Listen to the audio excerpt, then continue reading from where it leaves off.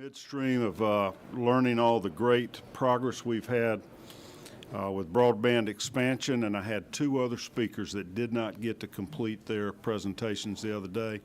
So let's get them up. I know Hunter Hopkins is one of them. Were you next in line, boss? Okay. I'll light up your podium. We'll let you talk and complete that. If you have a slideshow, we got some experts over here that know how to work it. And then we'll get into the agenda, but I appreciate you sticking with us, and sorry I didn't reach you the other day. Oh, no problem, Mr. Chairman. Glad to be here. Hunter Hopkins with the Georgia Cable Association. My pleasure to give y'all an update on what we've been up to when it comes to broadband expansion. Just a little bit about ourselves. The Cable Association, we currently represent about 2.1 million broadband subscribers across Georgia. We're made up of 5 member companies: Charter, Comcast, Cox, Mediacom, and Vive Broadband. Currently, of our 2.1 million accounts, we have provide service in 129 counties.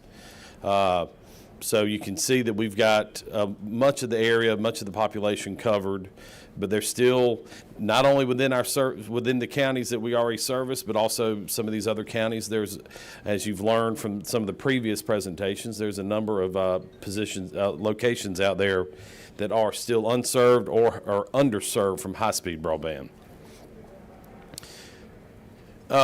We have been busy, and for the most part, cable companies, we use our own private capital to make the investments and to go in and expand our services and our network and stuff. But over the years, there are a number of federal programs that have been available. One of them is RDOF, the Rural Development Opportunity Fund. The USDA has the Reconnect program. And as you've learned more about here in recent history, or recent time, the recent past, there's been a number of new funding programs that have come along post-COVID pandemic. So we're going to talk a little bit about that. Here's a little map showing what a couple of our members did during the latest RDOF auctions that happened a couple years ago. You can see in the green that Charter Communications, they created service for almost 24,000 new customers or new locations. Mediacom, almost 1,900. You can see the different colors on the map. When it came to the American Rescue Plan Act, a lot of our member companies applied for those grants with the state. We ended up winning almost 10,000 locations in 7 different counties. I've got highlighted on the map, totaling a little over $16 million in investment. Now, a lot of these investments, this is what we were awarded by the state and by the feds, but we're also putting our own capital along with that. So it might be, some member company might win $5 million on that grant, but then we might also be matching that with additional $5 million of our own private capital to go in. On the capital projects funds, we won a little over 56,000 locations, over 153 million in doing additional service in 17 different counties. These and the ARPA funded projects are all that's what we're working on now. We're out running our fiber, trying to get everything turned on and people hooked up to high-speed broadband. When you put all these together, we did pick up 2 additional counties. So now that we have, once the ARPA and the capital projects funds projects are completed, we'll offer service to 131 different counties. We picked up Glasscock and Twiggs counties over those last 2 programs. And how are we doing this? Go ahead, Doc. We're spending a ton of capital investment to increase our connectivity speeds, strengthen our existing networks. We're using state-of-the-art technology to allow faster download speeds, not only on the downside, but also going upload speeds. One thing that some of my members are already offering right now is 10G or 10 gigabyte speeds, which when you're talking about a gigabyte, that's 1,000 Mbps right there. We're talking 10 gigabytes, which is 10 times faster than what most folks have today. I don't know personally, I have like 400 megs coming in to my house for my current service, which is plenty fast. My kids don't complain about gaming, and my wife doesn't complain about streaming stuff on Netflix and whatnot, and it's plenty fast. But I can't imagine how fast this 10G stuff is. And then we also offer a number of low-cost service options and other and do some other community-related projects as well to help people, whether it be putting up Wi-Fi access points at certain locations around a town that might not have very good service and stuff like that. But just wanted to give y'all an update on everything that we've been working on. The future is bright.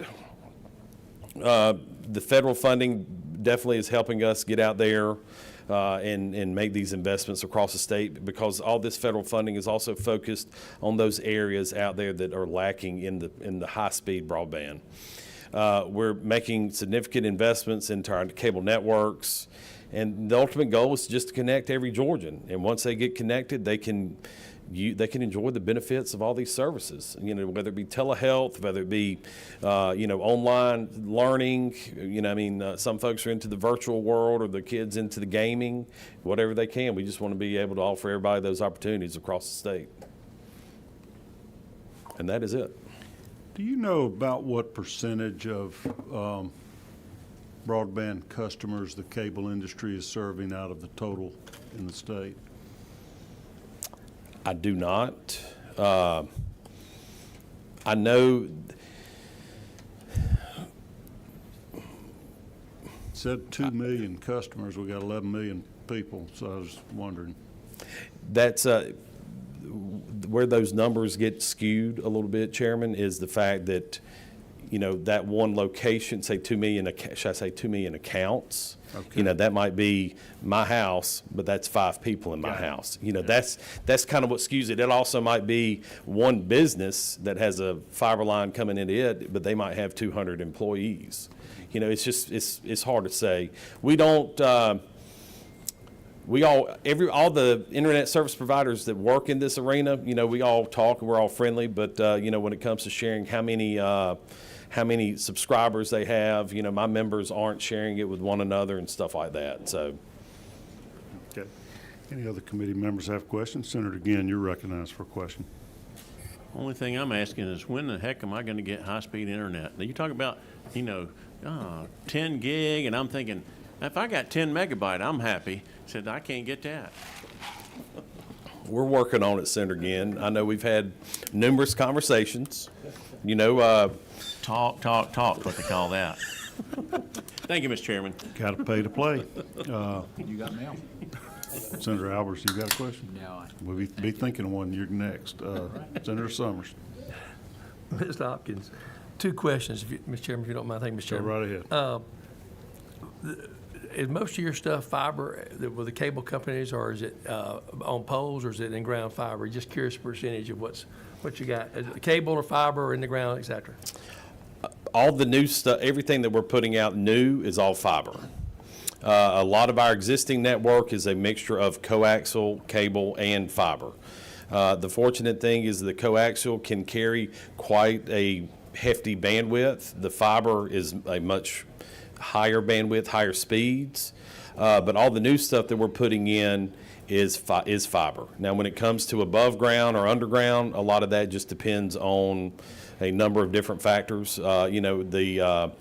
How many possible locations we might be going in to serve, the cost of what it would cost to put it underground versus hanging on a pole. There's a number of different factors. When you answer my question, I think fiber is much faster than coaxial cable. It is, yes, sir. Okay. It's much faster. Coaxial cable can carry up to, I'm not exactly sure, but it can carry some pretty high speeds coming in and out of your house that would probably satisfy anything that you might need. But when you put fiber there, it's almost, I don't want to say it's limitless, but the speeds you can get up to some of those like 10 gigabyte speeds possibly. Thank you. All right. Well, you all are doing a fantastic job, and we appreciate your efforts. And we will call on you again for further updates. You got any idea what percentage of Georgia households are now covered with broadband or have access to it? Sounded close to 95%. I was the other going to day, say but- it's like 91 or 92%. Okay. You know, and it's those that are not connected right now are have underserved, or they're technically underserved, as Ms. Simmons talked about in her presentation and stuff. You know, there's a number of factors dealing with those, and a lot of that is, you know, just kind of where they're located.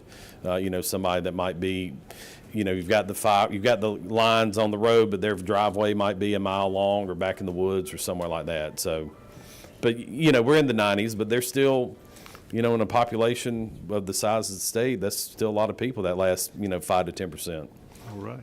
Well, thank you so much. Appreciate you being here with us. And Yes, sir. I had Elizabeth Reynolds was here the other day. I don't see her today, but if she wants to add to it later, we'll be glad to let her. Thank you. All right, committee members, in your folder, you'll see our agenda. We're going to start with Senate Bill 86. Senator Anavitarte, I see you here. You've kind of presented once, but just why don't you refresh us? And there is a proposed amendment, I believe, you may want to discuss. Thank you, Mr. Chairman. So just to remind our viewers watching at home, Senate Bill, We got more than you think. yeah, I'm sure. I try to bring a crowd with me. Senate Bill 86, basically just as a reminder, this bill is about consumers and reflects consumer demand for value and ability to shop with greater leverage on price and knowledge. Incentives exist already with a three-tier system for everyone but the consumer. This bill reflects on the customer desire for value and flexibility when spending on a discretionary budget. This bill is about consumer choice and the government's role in providing a marketplace that actually mirrors customer behavior related to the coupons. Do you want me to talk about the amendment just Yes, briefly? please do. Okay. So at the request and working with the Department of Revenue, we have the following amendment. And I don't know if you have it in front of you or I can bring this to you, sir. Basically, this amendment deals with lines 20 through 30. We struck the original section 1, paragraph number 4, lines 23 to 25 due to redundancy. All costs related to any discount, such discount including but not limited to printing, advertisement, redemption services, actual cost of the discount itself, are borne solely by the retailer dealer and shall not be, the new language, and shall not be directly or indirectly sourced from a manufacturer, premium coupon, or rebate. The discount does not result in any actual alcoholic beverages being sold at a price less than cost. Such retail dealer paid for such alcoholic beverages. As used in this paragraph, the term cost means and includes the wholesale price plus the local excise tax imposed as reflected on invoices which the commissioner may require to be maintained on the site of such retail dealer's place of business. And with that, I'll take any other questions. I don't know if I'm catching quite why you needed that amendment. What are you addressing with, what are you trying to solve with it? There was a defect in the original bill, or this is an addition to it? Yeah, I think this is just cleaning up kind of what, based on the comments and discussions we've had with the department, basically just kind of cleaning up that language to make it very clear in terms of the coupon is not being sourced directly or indirectly from the manufacturer in terms of the premium. Okay. Any questions? And I know from- DOR is here if they want to. All right. Any questions any from comment committee to it? members? You looking anxious, Mr. Ginn? Senator Ginn? Thank you, Mr. Chairman. What happens if a store has a store brand and they're actually the store and the brand? You know, when we're trying to distinguish with the retail dealer and the manufacturer, how's that work out? In terms of private label, is it? Who's on the coupon? Is that going to create a problem, quagmire that we hadn't thought about yet, or what happens there? No, it shouldn't. Does a private label, so to speak, have to go through a wholesaler? So I know we discussed in the last meeting, because I know a lot of questions were directed towards Total Wine, and they're here again today. Total Wine does not have a private label or a house label. All the wine and spirits are delivered through the three-tier system, so there's no exclusive Total Wine, like private label per se, if that's what Okay. you're, if Yeah, that's I what was you're just asking. wondering if, this three-tier system is important to Georgia. We've maintained it for a long time, and I was trying to comprehend in my head how this would circumvent it in any way if they still had to go through a wholesaler one way or the other, whether it's private label or public label, I guess. Right. Okay. Anybody else got questions? All right, we have Mr. Michael Mumper signed up to speak. If I could get you to go to the podium, Michael.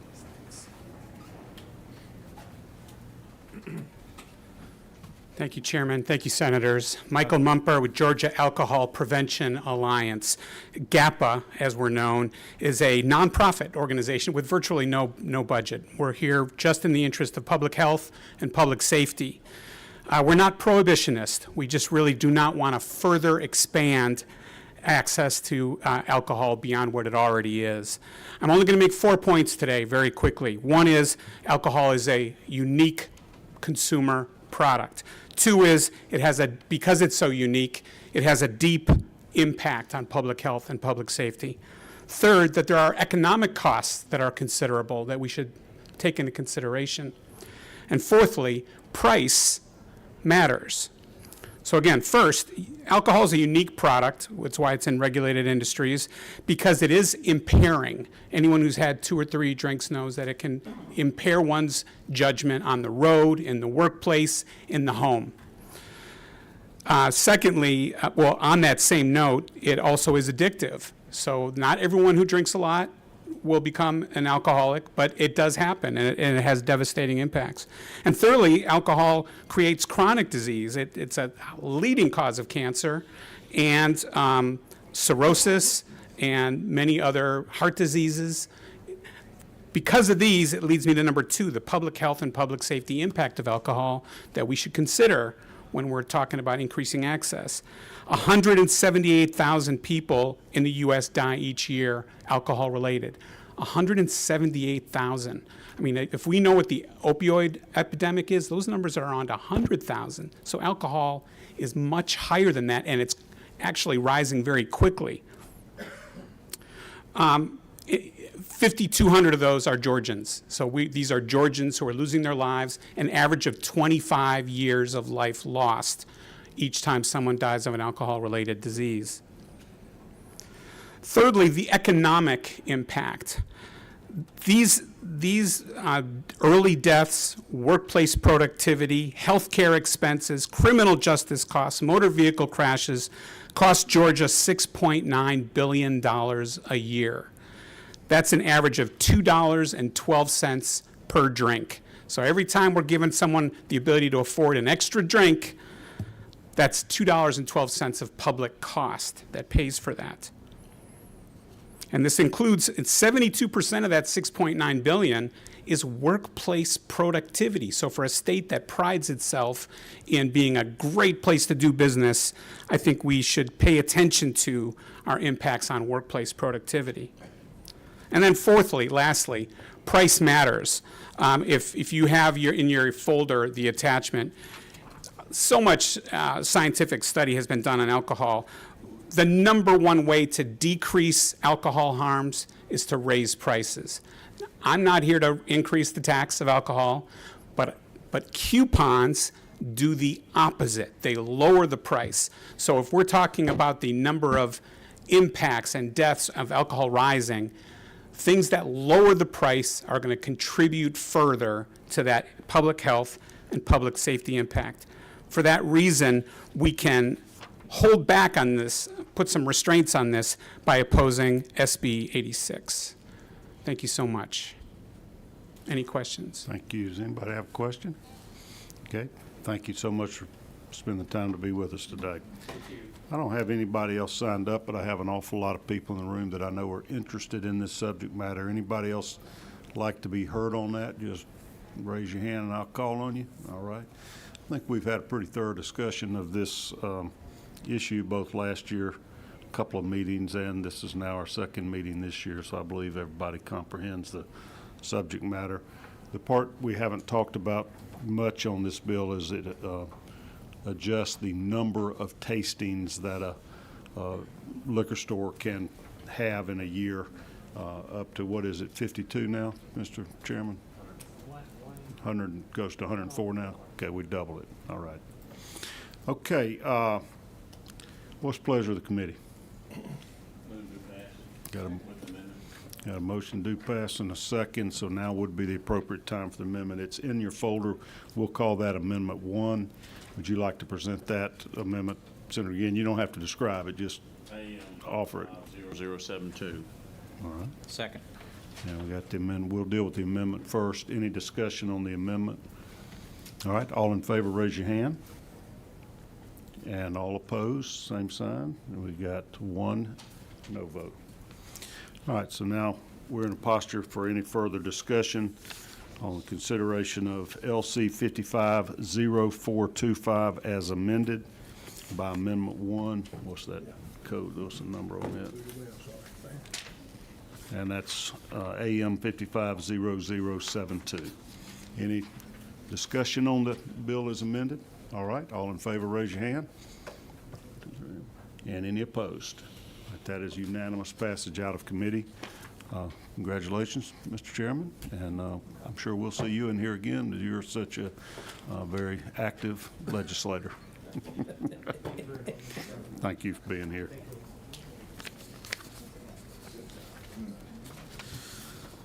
All right, I see Senator Hodges is with us.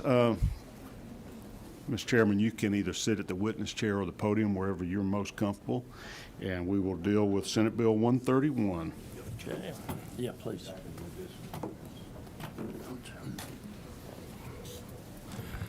Thank you, Mr. Chairman. This is the first time I've appeared before your committee. Appreciate the opportunity. Pleasure be to here. have you. Looking at LC number 520604, Senate Bill 131. I'm bringing it for the Georgia Board of Healthcare Workforce, and I have with me Mr. Chet Basine, who's the Executive Director of the board. And he can speak to the bill in a minute after I presented it. But basically what this bill does, it establishes Georgia Healthcare Professionals Data System. The purpose is to provide better healthcare information to Georgia consumers by establishing the statewide website list of providers separated by certain types, which I'll go over in a minute. And it does this by amending Chapter 10 of Title 49 of OCG with a new code section 49-10-8. Section 1 of the bill lists the licensed healthcare professionals that are affected. And you can see in the bill in Section 1, lines 17 through 34, the healthcare providers that are affected by this, everybody from physicians and acupuncturists down to professional counselors and social workers. It then lists various licensing boards that are affected by this bill. And again, in Section 1 from line 36 through line 50, those are all the various licensing boards affected. And what it does is directs collaboration between those licensing boards and the Board of Healthcare Workforce to establish this professional data system. The data that will be collected and listed on this system would be age, race, gender, ethnicity, location of practice, and the license type. There would be no personal information included. The bill also authorizes the Georgia Board Healthcare Workforce to seek federal funding, grants, or any other funding source for this. And the only other thing I would say would be the people who would use this website would be basically two groups. One group would be the folks who plan for the delivery of health care in Georgia. It would give a base to show where providers are in their state, which would also tell you where they're not. And then the second thing, consumers would be able to look at this for whatever purposes they wanted to. If I am an African-American woman in Hayhara, Georgia, and I'm looking for an African-American OBGYN, I could look at this list and find out whether or not there was one in Hayhire or where the closest African-American woman OBGYN was. That's just one example. Is there That's, anything comparable to this now? I mean, do we have? I'll let Chet, if you would, please. Thank you. There is not at the moment, with inclusive of all the different boards and licensure types. You can go to the Secretary of State website and manually perhaps curate a list, but if you're looking for a centralized point that would perhaps automate all this, this is what this bill would help us accomplish. So as are you through? I didn't through. mean to cut you off No, there. you didn't. No. So you have listed in here quite a large number of medical professions, we'll call them. You know, they're healthcare professions, and also the various licensing boards that license them. And what you're trying to do is to get those licensing boards to be required to provide you the data, the list of these Collaborate. people that they have licensed in the various, genres, and give you just that basic information without getting into too much personal things, their names, their specialty, their location, age, gender, et cetera. Without getting to any personal information. And this way, you got the data of all of our medical professionals, and if a licensing board had not been cooperating, now they have to do that as part of their duties as the licensing board. Precisely. All right. So that's going to give us a fabulous database of all the medical professionals in the state. Anybody opposed to it? Any questions? Senator Albers, and then I'll get to you, Senator Sims. You're welcome. Thank you, Chairman Hodges. Pleasure to meet you.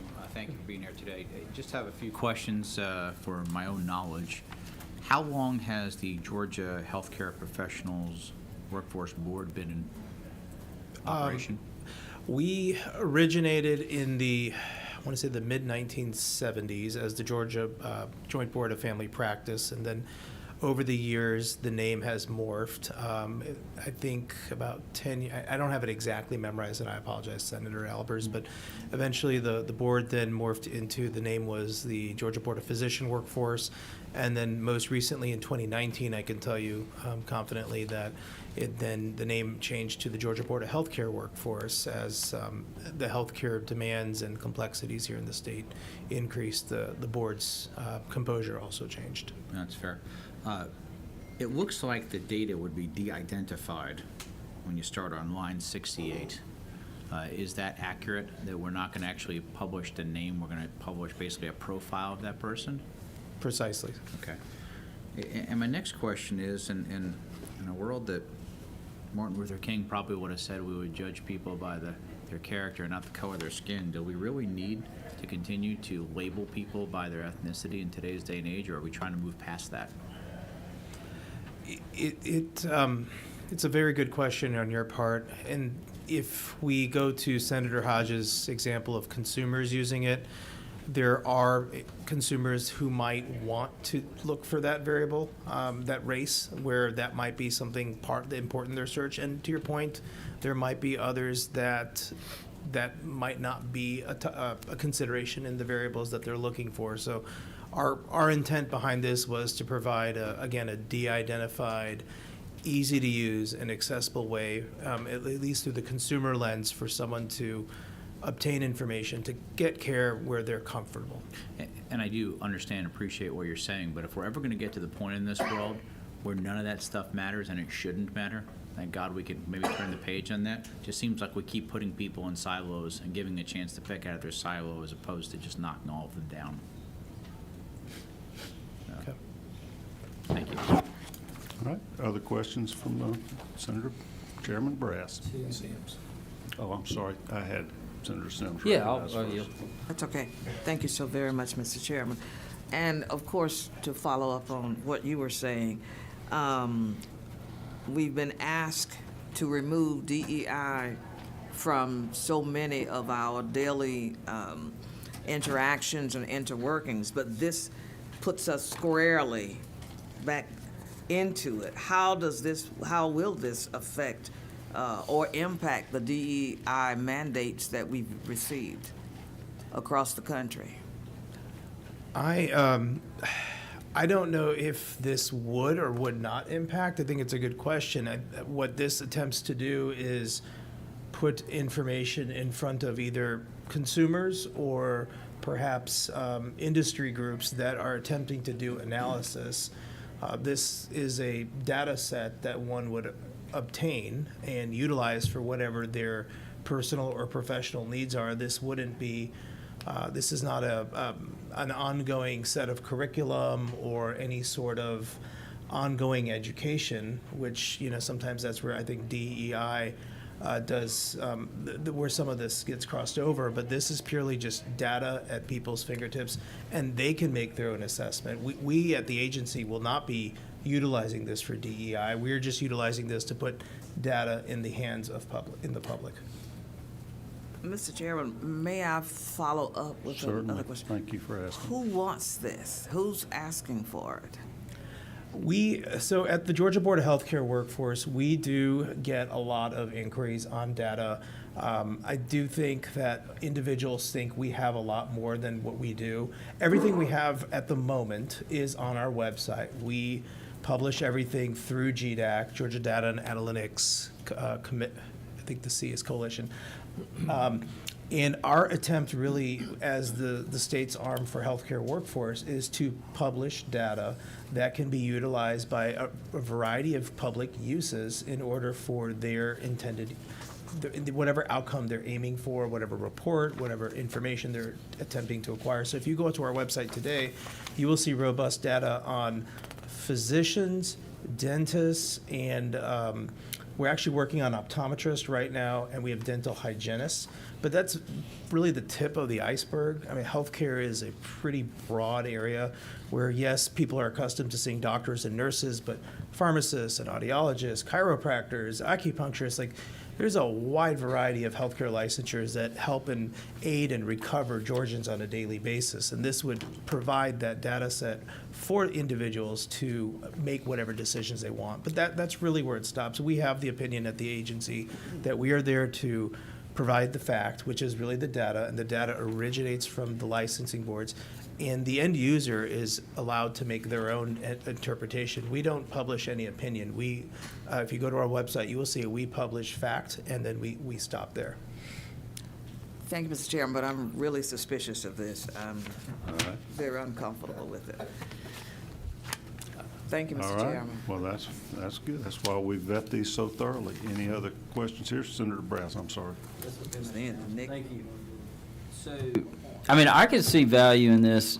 I mean, really, at the very least, could help this committee as we see these licensing bills and kind of knowing where, you know, for instance, we might have some quote-unquote healthcare deserts. So I do see the value in it. I want to go back to the data where you know, Senator Albers touched on it, but where would, like, do we really need to publish age? Like gender, I could see, you know, you get into, you know, some females prefer a female gynecologist, some prefer male. I get that. But age, race, ethnicity, to me, the pertinent data is going to be maybe your gender, but definitely location and license type. Can you just kind of help walk me through? Really, age is the biggest thing I'm getting caught up on. Senator, I might, if I may, I don't know how you plan. I mean, if you did this and you found that all of your heart specialists had, you know, your heart specialists had an average age of 65, you know that pretty soon you're going to have a shortage of heart specialists. And I think that's the idea behind it.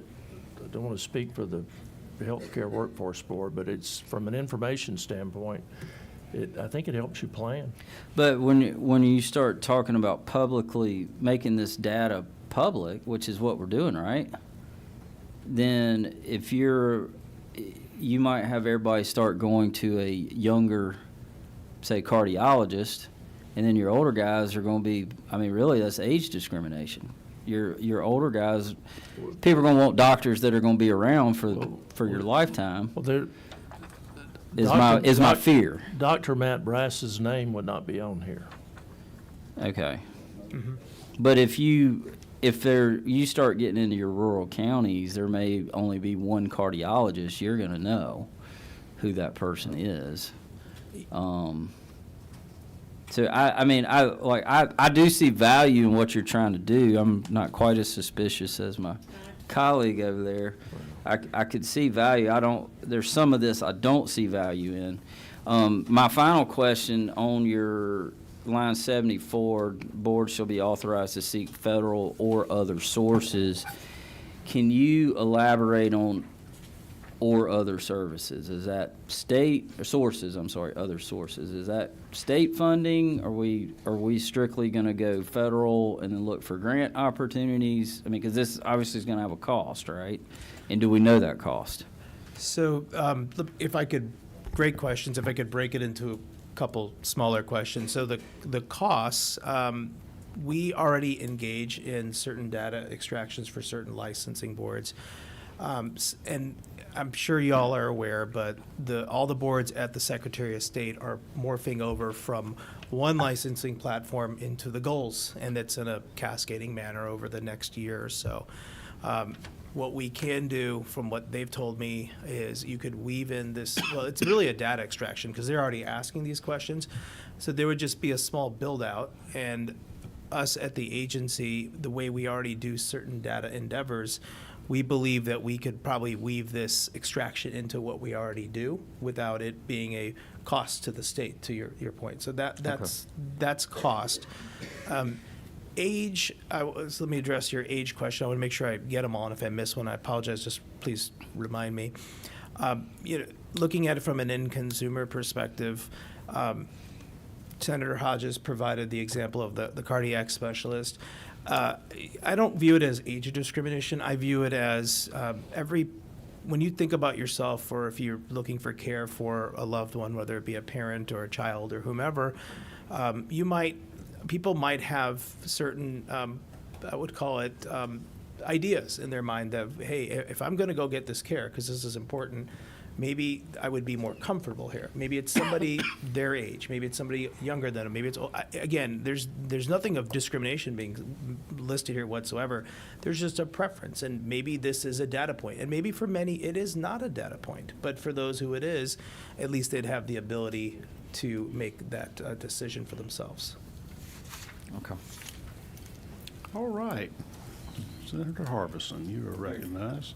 Mr. Chairman, along the lines of the question from Senator Sims and Senator Brass both,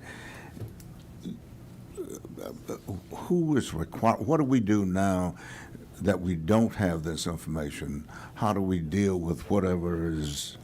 I mean, what is it? I don't quite get it. And the reason I'm raising this from my perspective is that data, just information is so, look like it's hackable, for want of a better word. Now it's protected, but then you read where somebody went in and just got all the information about everybody. I know you mentioned non-identification and that kind of thing, but I'm just sort of concerned about that. And what would be the penalty if someone accessed information without permission? Well, from my standpoint, and I'll let Mr. Basine speak to this more, but I see this as information. I see it as knowledge, and just understanding what we have in our network of healthcare providers. And the more you understand, the more you can plan. And I mean, that's what I'm looking at. And I also understand the comments about race, and, you know, it'd be great to get to a point where we really didn't care. But again, I think the point behind this system is just to understand what we have in the way of healthcare providers, what we have in our system. I could imagine looking at the folks who are matriculating in med school and taking a look at what we have now and what's in the pipeline, so to speak, and seeing where we might be deficient. I mean, all this is to me, it's trying to plan to have a better system of healthcare providers. I mean, we all think we have a doctor shortage coming up. Yes. We're pretty sure we have a nursing shortage. But, you know, how do you know until you measure? How do you know exactly what your problem is until you take a look at it, measure it. I see this as a tool to do that. I don't see this as an attempt to, I don't see this as an attempt to try to push any race or religion or age of a healthcare provider on anybody. I think it's just trying to understand what we have. And what I will add is what unrelated to this, but it does help underscore Senator Hodges' points here in what he just said. We, over the past several months, engaged in a series of healthcare workforce assessments, specifically within physician specialties. And I think it was Senator Albers, was it you or Senator Brass mentioned healthcare deserts in one of your remarks. We studied it specifically through the lenses of neurologists, endocrinologists, rheumatologists, psychiatrists, OB-GYN, and pediatrics. We utilized a third party, and we used redacted claims data, and it was quite eye-opening, with the exception of endocrinology, which you could say is okay in terms of the right amount of physicians in Georgia. Every other specialty I mentioned to you has a deficit, and a severe deficit. And we've done some demand planning, demand projections with the amount of physicians that we graduate every year. We know to a good extent the percentage that retain. We know the amount of Georgia medical students that stay in Georgia for training. So this is kind of what we do on a daily basis. And I can tell you that, to Senator Hodges' point, there is this is a great way for perhaps a budding med student to look and see where the makeup is. Maybe this is where they want to go practice. Physicians do not grow on trees. It takes a lot of years to grow them. This could be for a consumer who's looking for care and they have a profile. It is what it is. They're somewhere they're more comfortable getting care. And we want people to get comfort getting care. We don't want them neglecting to get care, and then their condition perhaps worsens. But there is a variety of use cases for this. And again, this is not by any means a way to have personally identifiable information. It is designed to be anonymized. It's just to provide a little bit of a guiding point for people to get pointed in the right direction. So if I may follow up, sir. So currently, there's no information available that, like a clearinghouse or something already, that you can glean this information from? If you were to... MAG or, I don't know. Yeah, it's a great question on your part, Senator Harbison. If you were to be specifically focused on, say, Dr. Hodges, for example, and you know Dr. Hodges is in Hayhira, Georgia, since we're using that as an example, you could execute a pretty robust Google search. I mean, and you could utilize tools online. There are data aggregators that actually will extract a good amount of information, but those are designed then to take you down a different rabbit hole on the internet, perhaps to sell you a subscription. There's ZocDoc that might then try to sell a service to the doctor because they're saying, well, Dr. Hodges, everyone's looking for you. But this is a consumer-friendly way that would not cost a penny, and there's no strings attached. It's just hey, we want to get you care at a location that's convenient to you, and let's help you get pointed in the right direction. Thank you. Thank you, Mr. President. Let me ask you, can you just tell us sort of the mission of the Georgia Board of Healthcare Workforce? What is your agency trying to accomplish? And that'll help us. Oh, thank you. That's a great question, Chairman. And I don't have it memorized, but in essence, our mission is really to evaluate and study the healthcare workforce here in the state of Georgia, with an emphasis on underserved communities, and to also look at the data. And we also administer in the vicinity of, I think, like $6 million if you total it up, and loan repayment programs that predominantly focus on healthcare practitioners that go into what we define as rural counties, and that's counties of 50,000 or less of the 2020 census. We actually, just for context, we just approved our fiscal year 2025 loan repayment winners. It was a record year in terms of applicants and winners. We had about 180 winners across all our programs: physicians, dentists, nurse practitioners, physician assistants, nurse faculty, which means nurses who train nurses, and our behavioral health, which is our first year. And behavioral health was a variety of licensures. And we had record applications. I think we had In fact, almost 3.5 applications per seat, and every one of our dollars has been spoken for with a waiting list. So that is really kind of high level of who we are and what we do. And will the collation of data from these 14 different medical specialties help you accomplish that mission? I believe so, because healthcare, if you talk to a healthcare practitioner, healthcare is a team sport. You might see a physician in clinic. I mean, I just had my annual physical yesterday. I got a referral.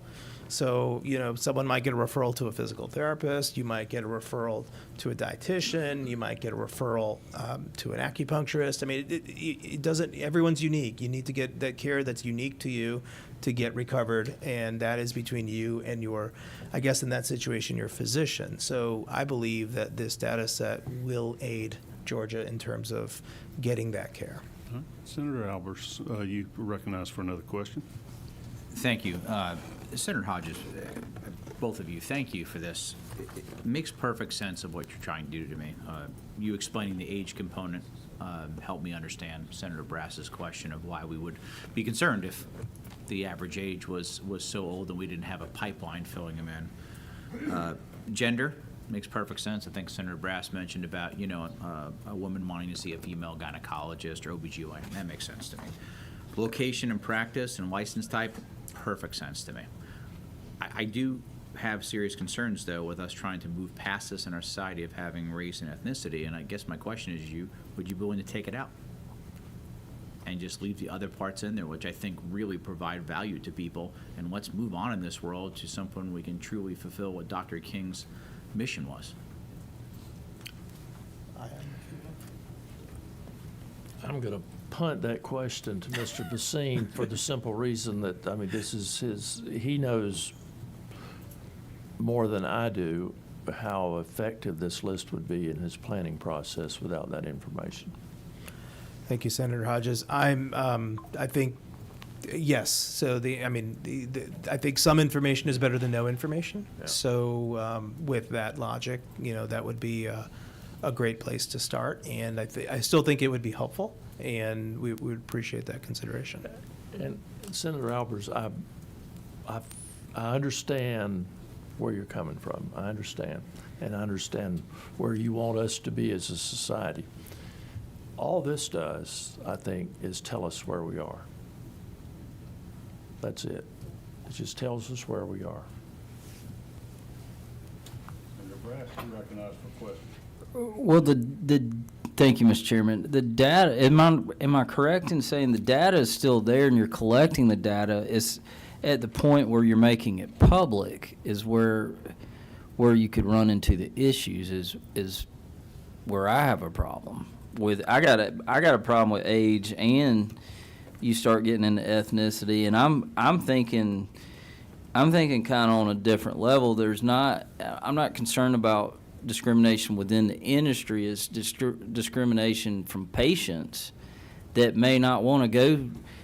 A white guy may not want to go see a black guy, or a black guy may not want to go see a white guy, and and then so you get down in some of these areas where healthcare is limited, where providers are limited, and you start starving out that doctor or that provider based on race or based on age, and that's my concern. Not, I get where Senator Albers, we're coming at it from two different angles. I'm scared of. I'm just scared we could end up having some consequences we're not thinking of, and again, I guess my question though, Mr. Chairman, if you'll bear with me. You can still collect that data. You said there's a data extrapolation, so the data's still being collected. I'm just concerned about making all of this data public. That's where I think my concern comes from.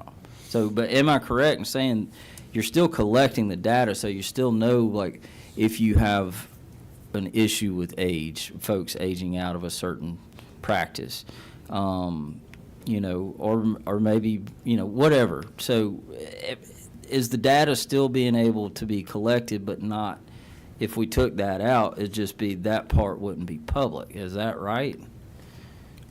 We will do what ultimately, if should this bill go all the way, we'll do what it tells us to. But to your point, if you're saying, if I'm understanding you right, I want to make sure I am, that Healthcare Workforce Board would receive these data points as currently listed in this version of the bill, but we wouldn't publish it online where somebody in Hayhira could search for, again, using the African-American cardiologist example, but we at Workforce Board would have it where we could publish it globally, where 20% of the state's cardiologists are African-American, and we would just leave it at more of a general level, if I'm hearing you right.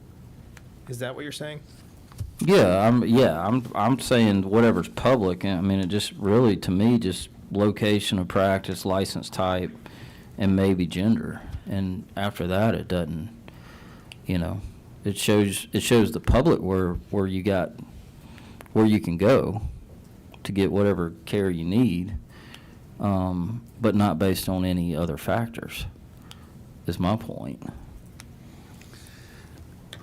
All right, I don't see any other questions from the committee. Yes, I do. Senator Rett, you're recognized. Thank you, Mr. Chairman. I think it needs a little more pruning to keep this from going to a court case. I can just see that coming.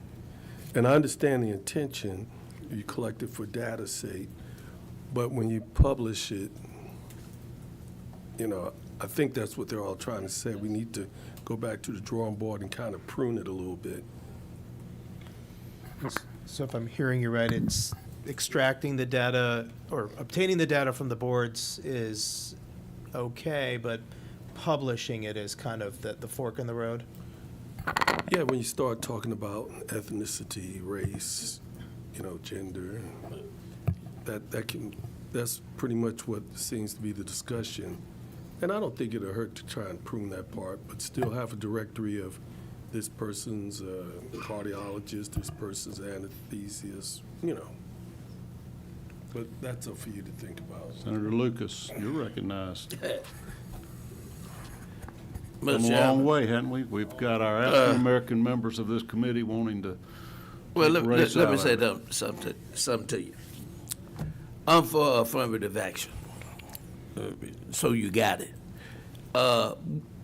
This happens all the time. We do booklets and stuff with entrepreneurs. And people are looking up if they're black entrepreneurs that are doing this kind of business or that kind of business. So, listen, it's gonna be what it is. If you go ahead and do it, if the man don't want DEI, he'll find a way to deal with it. People are looking for various folks in various fields, whether or not they blue, black, green, or white. All right, so this is, welcome to the Regulated Industries Committee, Senator Hodges. We give a thorough vetting of anything that comes Trial by through here. fire. We're gonna dig out and uncover all your little sneaky stuff you're trying to get by us, and we're just not gonna have it. I got a point, no, don't table this bill yet. No, I'm not doing that. All right, I'll recognize you for point of order. Point of order, isn't it true that Senator Lucas just commented and did not say it's all about the money? It's not. We're gonna make a note of that. So listen, this is very similar to when we got into the broadband expansion. Stage one, where are we? Let's measure it. Who's got broadband services in their rural communities, who doesn't? This is our workforce development for healthcare, and they're trying to figure out what parts of the state need it, what rural parts in particular. We know we got all we can handle here in Atlanta, and before we can figure out where we need to push it, we got to find out where it isn't. And right now, you got 14 different specialties in this bill. They got 14 different licensing boards, and this poor man's trying to collate the data from all of them, and they're not necessarily giving it. And this forces them to twice a year give you all this information so we can figure out what our healthcare workforce and all these specialties is. And You guys, for some reason, think it's important to know race, ethnicity, age, and that stuff. It might be like Senator Hodges is saying, if we got a bunch of old cats in Savannah, then we better get some young bloods down there so we can have doctors for the next generation. There are some people that don't speak certain languages, and they're looking for ethnicity, somebody that speaks whatever theirs might be, and they're not going to know that unless they can figure it out. I don't know what other things you're looking for, but I know we're spending a whole bunch of money on graduate medical education to try to persuade doctors to stay in Georgia. We got to educate them. We got to let the residency. We're trying to figure out where to put residencies. We're trying to show them where there is an economic need for a doctor so they can locate there. There's a lot of uses for this data, but all this is just giving you the basic information you need to make policy decisions going forward, right? And nothing in here has affirmative action, or you're not including people only because of their race or a certain number because of their age or whatever. I don't see this as nefarious as y'all do, but I'm going to finish and I'm going to let Senator Brass talk. Particularly if my African-American members of this committee feel like that is a negative to classify even people by race. Like, let's get to the a meritocracy and the, what is it, the content of your character rather than the color of your skin. If you guys feel strongly, let's do it. We can change it in this committee and see. But I want that motion to come from a member minority if we want to amend it, and then we'll debate it here and decide. But it's fun to explore, and it's pretty neat that as a society we have come to this point where we are alert that we don't want race to be a factor. Neither race wants race to be a factor, but we want everybody to have a doctor and a nurse and a psychiatrist or whatever in this state, even in Columbus, Georgia. Senator Brass, go ahead with your comment or question. Just a question for you, Mr. Chairman. Are we taking action on this? If there's a motion, we are. All right, well, Mr. Chairman, you have sold me. That was a good speech, and you should have let him talk first. I had a private meeting with these gentlemen before this, and they explained that to me. But anyway. Well, that was a good summary. I'm comfortable moving forward with it, and so I'd like to make a motion to pass. Motion accepted, and a second by the vice chairman. Now, is there any proposed amendment? Senator Rett, did you have a comment or? I understand the intent. When I was young, much younger than I am now, I worked with the police department in New York City.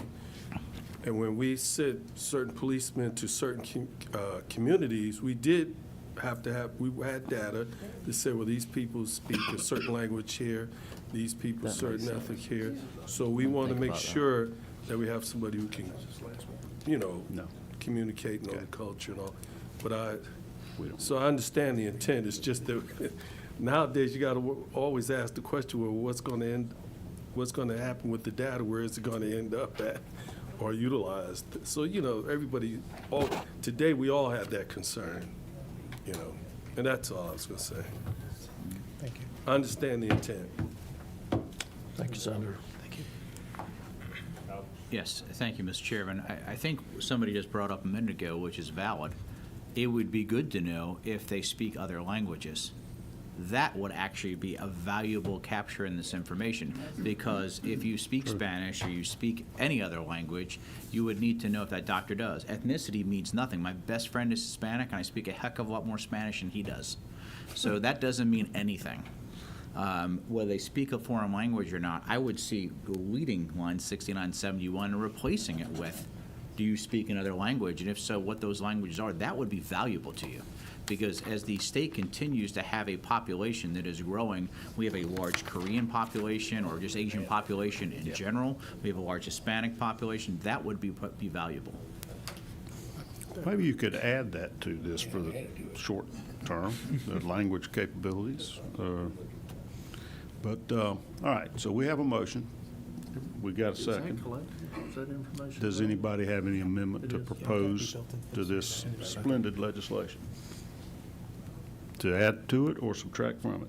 Well, if you allow me to do it. I'll allow you. All right. What you want? I'd like to remove line 69 and reorder it, and then replace on line 71, different languages spoken and read. There's a better way to say that, but I don't know it all on the fly. There is, and I know Village Council will do that. How about language proficiency? Language proficiency. Okay. Nick, you got that? Okay. And I guess we should ask Mr. Basine if he can, if that information is available through these boards. So to my, it's a good question, and thank you for the opportunity. To my knowledge, I'm looking at the list of the boards. I know for a fact the medical composite board, the pharmacy board, and the dental board are all going through a change of whom their licensing software, so that will allow an opportunity to weave that in. I do also know that the Secretary of State licensing boards are all going through they're going in a different direction with their goals platform. And with some of the limited encounters we've had with them, they have said that they can weave these questions into their new platform, not their current platform. So I do believe it is possible. Before we go forward with that, there's not a second to this yet. Is it helpful to your agency to collect that information, whether it's publicized or not, as to the race and ethnicity of these various medical providers? I think for internal use and data aggregation, yes, I do believe it would be helpful for us to have that in order to make data assessments. We would not, by any means, under this this lens, Chair Cowsert, be publishing it, but we could at least put a global thing out, if I'm understanding you right, where 22% of the state's physical therapists are African American, or 16% of the occupational therapists are Hispanic, or however percentage with whatever ethnicity you want to marry up. At least we can put those together, but it would be completely global at the state level. We wouldn't bring it down to any county or city or anything like that. Why? Where's the value? It would allow us, I mean, again, I'm under the notion of more information the better, where we can at least present a more robust picture of the state's healthcare workforce from a age, gender, race, languages spoken perspective. All right. Is there a second to the amendment? No second. There is a second from Senator Sims. Any discussion on that amendment? Nick, can you read it to us as you have put your legalese on that? It is to delete line 69, renumber, and to... Okay, did y'all hear that? Proficiency in English and other languages. Mr. Chairman, I got a question. I'm still hung up on the issue. Do you need race in this? Is that something that you're gonna have an issue with, or is it so? We don't want to hurt. We want to help rural Georgia. You need to include it then. Sir? You need to include the people all around the state. They are looking for particular folks that do things.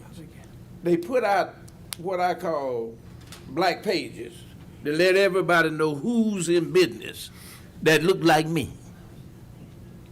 So it is what it is, y'all. I got you. I mean, that's if you print it out, people will go, they will look at it. If they speak Spanish, they'll look for somebody to speak Spanish. If they want to get a physician, they can look at his record. Is he good? Have a heart doctor? Then that's who I want cutting on me. All right. So I mean, come on. We got it. Well, we didn't recognize you for that discussion, but that was healthy. Thank you. Senator Anderson, you were recognized.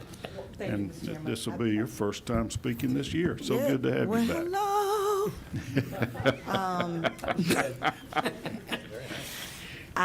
It's out there anyway. Like, the information for a doctor is where they went to school, as you said, their ratings, their race, everything is already out there. So I'm not sure how this would change it from not being. I mean, if we take it out, it's still there. Okay. Any further discussion on the amendment? We're going to call this Amendment 1. Senator Summers. Mr. Chairman, Thank you, Mr. Chairman. I would ask Senator Albers that maybe he would just amend it to add about the thing and leave that in there if that's a possibility. And that way it'll level it, amend the amendment. Amend the amendment. I'm gonna let you respond to that, because that's, what he's saying is instead of deleting line 69, you leave it in and you're adding to it the language proficiency. Something similar to that. What's your thoughts I on appreciate that? this. If we connect all the dots from everything we said, I think Senator Anderson just said it very well.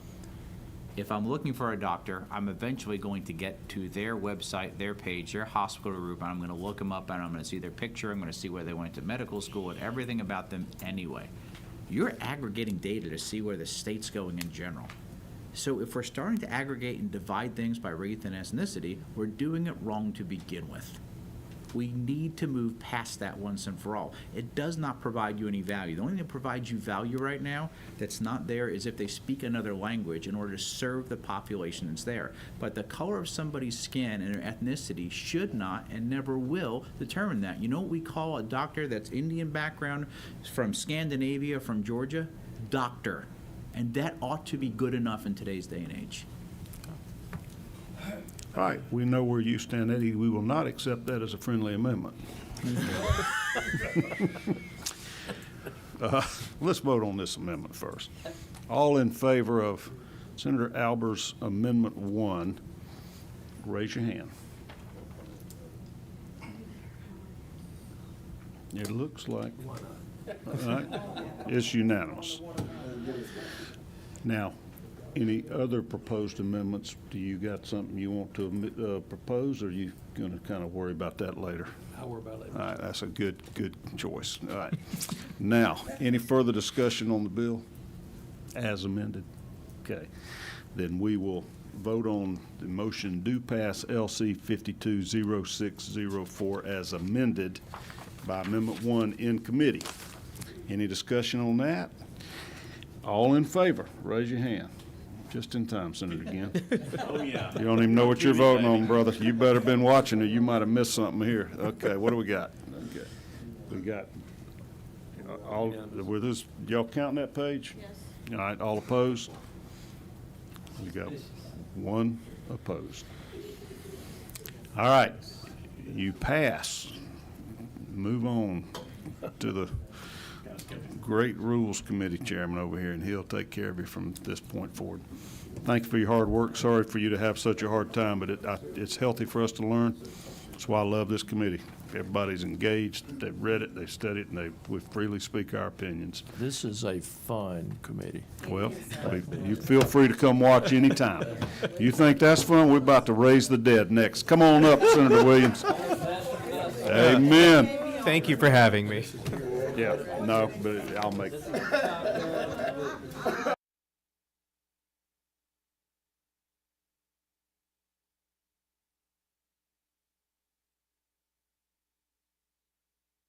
They waiting on me over here.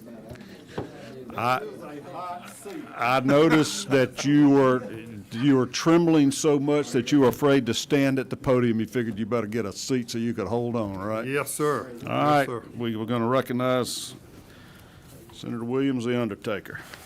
Thank you, Mr. Chairman, members of the committee. Senate Bill 146, LC 550470. This bill outlines penalties for moving graves without getting the necessary permits. It also standardizes requirements to establish a cemetery on your property. There's a lot of counties in Georgia that don't have any law or regulation at all, and I get phone calls from a lot of the counties, what do we do, how do we do? So this will give some standard issue practice over the state. It also states that no grave can be moved without a permit, and who is authorized to request a permit. It outlines how to visit a cemetery if it's on private property.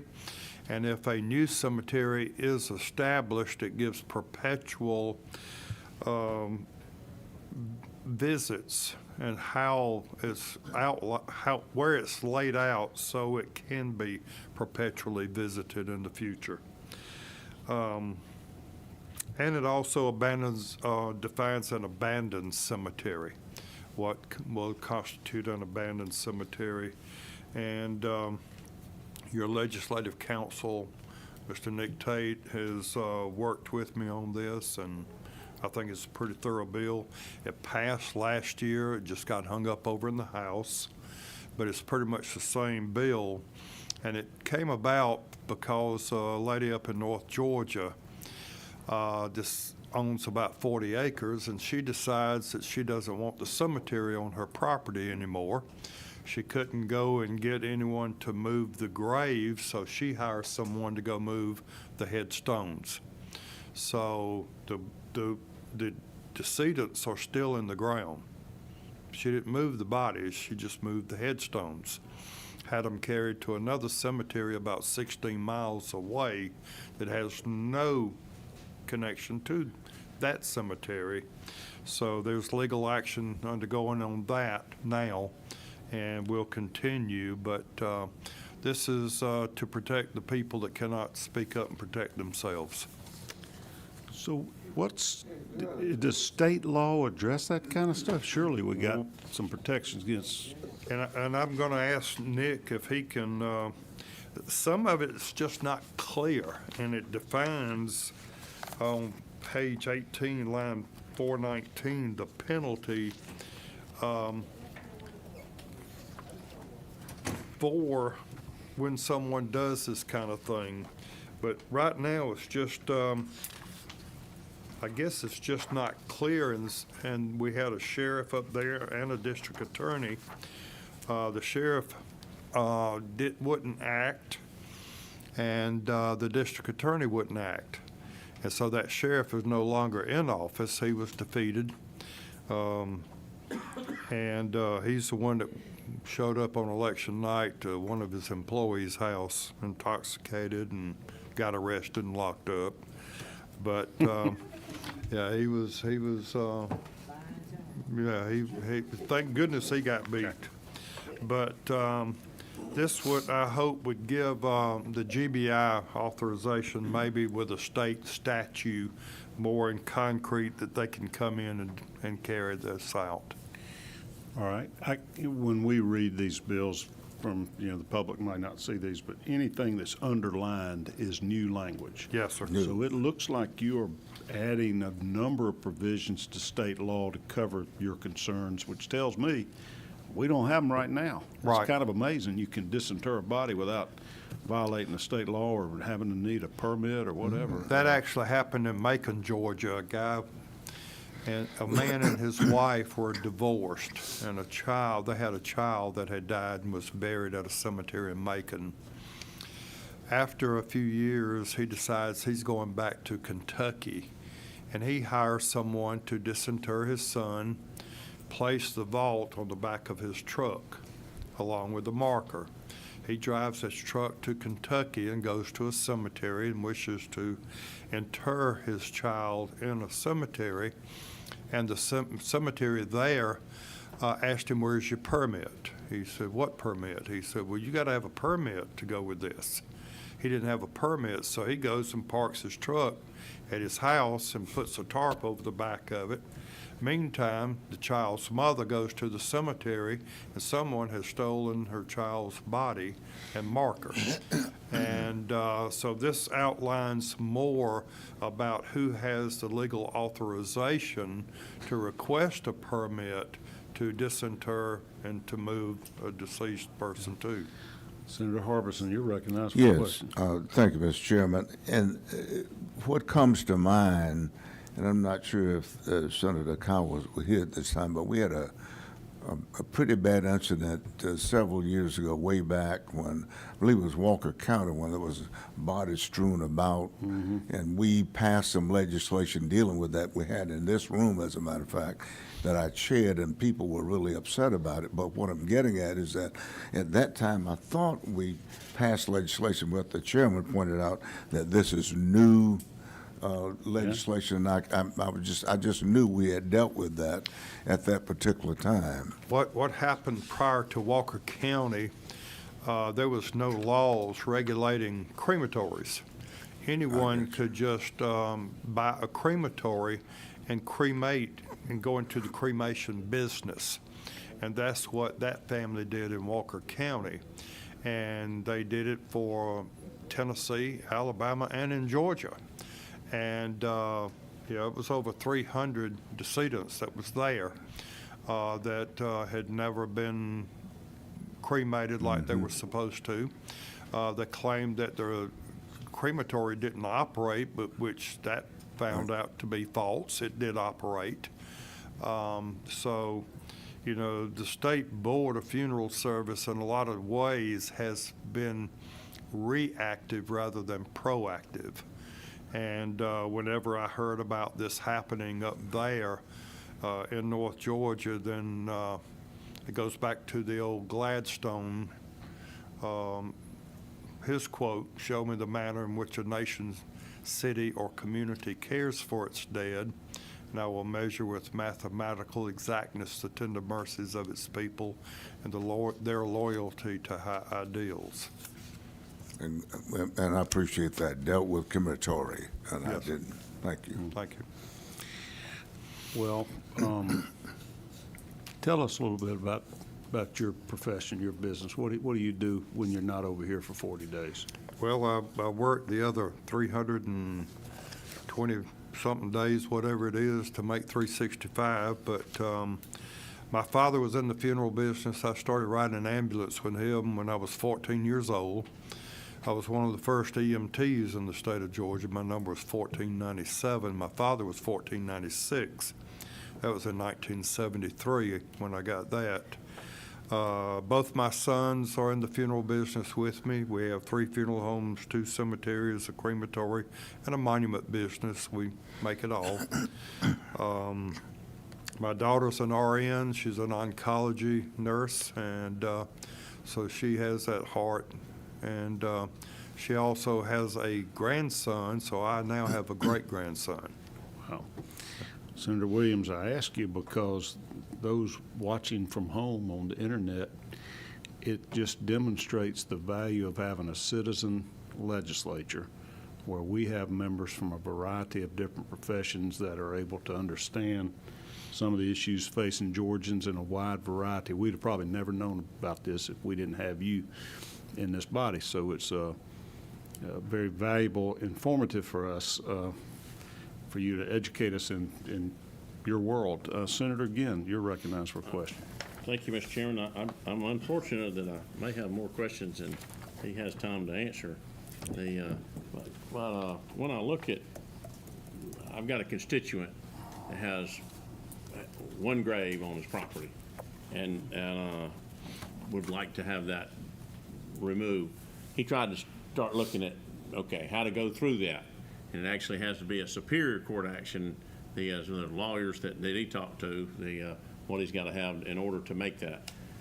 So what's the difference between a grave and a cemetery? A grave is one individual grave, and a cemetery could be one grave. But this bill, and I think Nick it outlines the procedure to go through to get a grave moved, and it also defines an abandoned cemetery. And that one grave, if it's over 25 years old, then if I'm not mistaken, Nick, that would make it an abandoned cemetery. And local, you could go through local and he could actually get that grave exhumed and go through the process. This particular grave's been there by itself 50 years. There's no date on the thing. There's a person's name on it. Said but he's trying to figure out what have I got to do to get this moved. And I had no idea. And I'm glad you brought the legislation because, that may help him to figure out what he needs to do. But for me, when you say local, well, the Superior Court judge is always local. Said Right. so what describe for me, if you would, what kind of steps he'd have to go through to make that happen.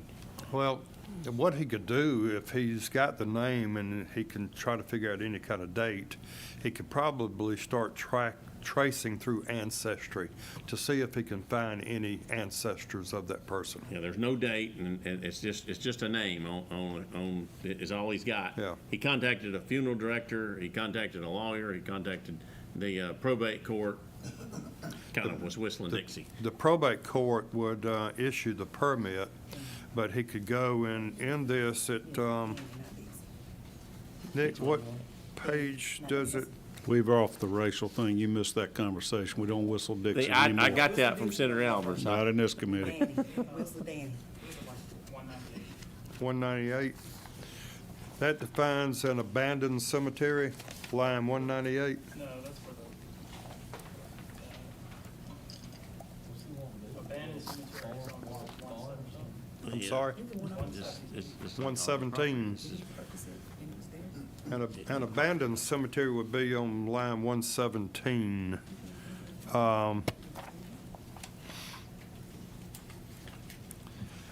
What he could do is, if he could petition,